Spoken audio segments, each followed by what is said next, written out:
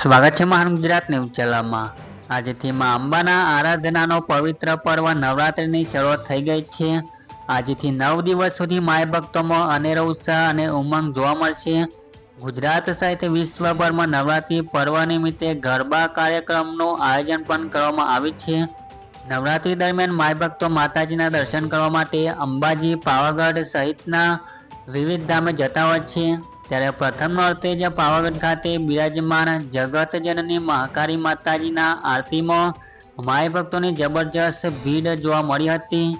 જ્યારે પ્રથમ નોરતે જ પાવાગઢ ડુંગર ઉપર આરતીમાં ભાગ લેવા માટે ગઈકાલ રાત્રેથી જ દર્શનાર્થીઓ જો જગ્યા મળે ત્યાં ગોઠવાઈ ગયા હતા। જ્યારે વહેલી સવારે 4 વાગે મંદિરના દ્વાર ખુલતા જ પાવાગઢ ડુંગર પર માતાજીના જય જયના નાદથી ગુંજી ઉઠ્યું હતું। પાવાગઢ ડુંગર અને તળાવ ફરતે જો ત્યાં માય ભક્તોની ભીડ જોવા મળી હતી।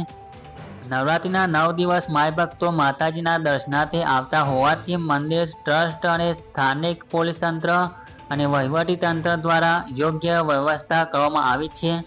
તો આ હતી અત્યારની અપડેટ। વધારે અપડેટ મેળવવા માટે અમારી આ ચેનલ પર જોડાયેલા